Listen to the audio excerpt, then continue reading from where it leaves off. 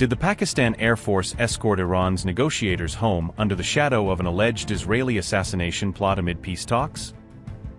Islamabad scrambled its top China-made J-10 fighters to shield Abbas Araghchi and Mohammad Bagher Ghalibaf in the air in a high-risk security operation.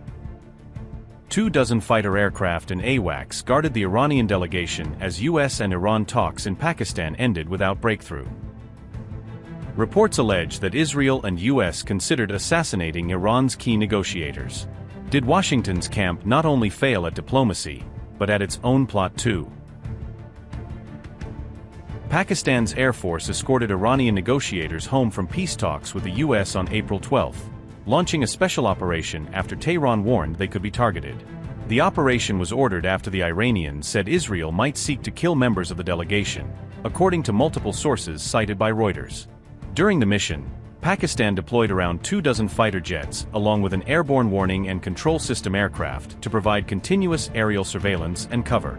The escort mission included Chinese-made J-10 combat aircraft, described as the top jet in the Pakistani Air Force fleet, according to officials familiar with the operation. The Iranian delegation led by Foreign Minister Abbas Araghchi requested the escort, a move that went well beyond normal diplomatic protocol for visiting negotiators. A regional diplomat said the delegation did not land in Tehran at the end of the flight, but declined to reveal the precise drop-off location inside Iran. A security personnel familiar with the talks said, quote, "When the talks failed, the Iranians were wary that things had not gone right. It was their suspicion that they might be targeted. This was a massive operational mission if you look at it from a pilot's point of view. You are taking responsibility for a delegation that is coming for talks. You are giving them air cover. You have potent fighters that counter any threat. We dropped them all the way to Tehran. Their security was our responsibility even beyond their time here." Unquote. Pakistani sources said similar security protection would be provided for subsequent rounds of talks if Iran again asks for it, reflecting ongoing threat perceptions. Security measures are reportedly already being planned ahead of an expected further round of negotiations between Iran and the U.S. This came as Israeli targets allegedly had senior Iranian figures such as Araghchi and Parliament Speaker Mohammad Bagher Ghalibaf on a hit list, until Pakistan asked the U.S. to intervene, according to media reports. Last month, Prime Minister Benjamin Netanyahu had remarked, "I wouldn't issue life insurance policies on Iranian leaders," reinforcing fears in Tehran about assassination threats. Days after the USA and Iran wrapped up their tense talks in Pakistan, a stunning revelation has now emerged from within the Iranian delegation itself, casting a long shadow over what really happened once the cameras were turned off. According to one member of the Iranian delegation, the team felt seriously threatened during their journey, a claim that suggests the risks they faced went far beyond normal diplomatic pressure or routine security concerns. These developments were reported by Iran International, which cited an interview on Al-Mayadeen with Mohammad Marandi, a key advisor often close to Tehran's negotiating circles, giving the allegations additional political weight.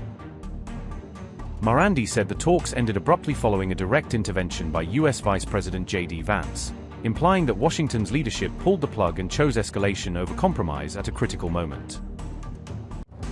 Following the breakdown of the negotiations, the Iranian team began their journey back to Tehran on April 12, expecting a routine return home after an exhausting but inconclusive 21-hour round of talks. Marandi claims that while they were flying back to Iran, members of the delegation felt seriously threatened, prompting a decision to divert their aircraft away from its original destination and instead head toward Mashhad. He says the plane was unexpectedly diverted and made what he described as an emergency landing in Mashhad, a move that underscores how urgent and real the perceived threat seemed to those on board.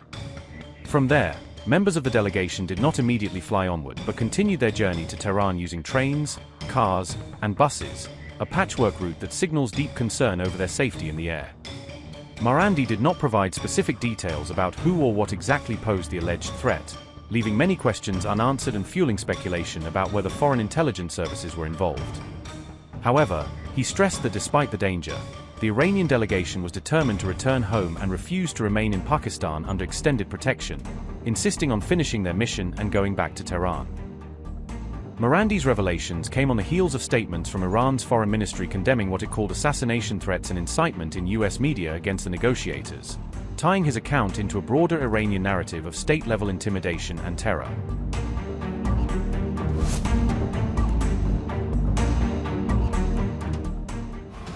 Social media erupted with concern over the safety of senior Tehran officials after the high-stakes U.S. Iran talks in Islamabad collapsed without an agreement. Online users speculated about potential assassination plots targeting Iranian delegates during and after the meeting, amplifying fears about their security. Unverified claims circulated that extra security measures, including the use of decoy aircraft, were deployed to shield top Iranian negotiators from possible attacks. This wave of speculation followed similar warnings from Iran's foreign ministry, which had already condemned what it called open incitement against its leaders.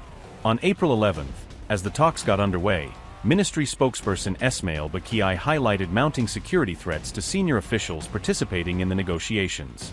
Bagher alleged that elements within U.S. policy and media were openly advocating the killing of Iranian leaders if the peace talks failed.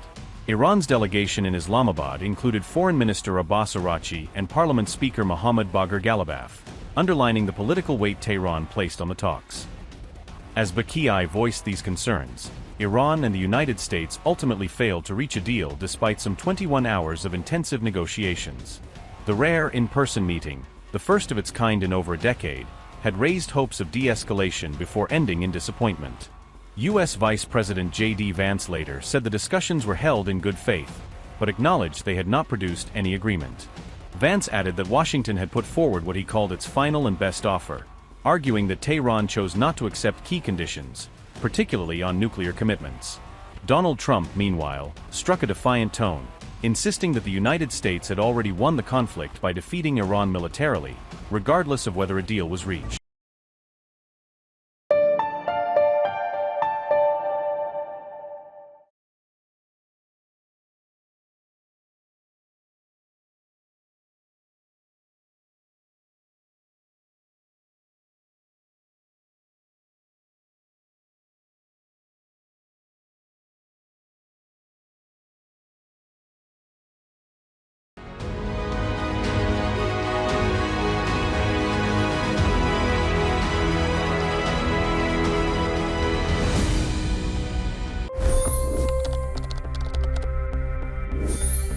$25 crore गरीब गरीबी को परास्त करके बाहर निकले।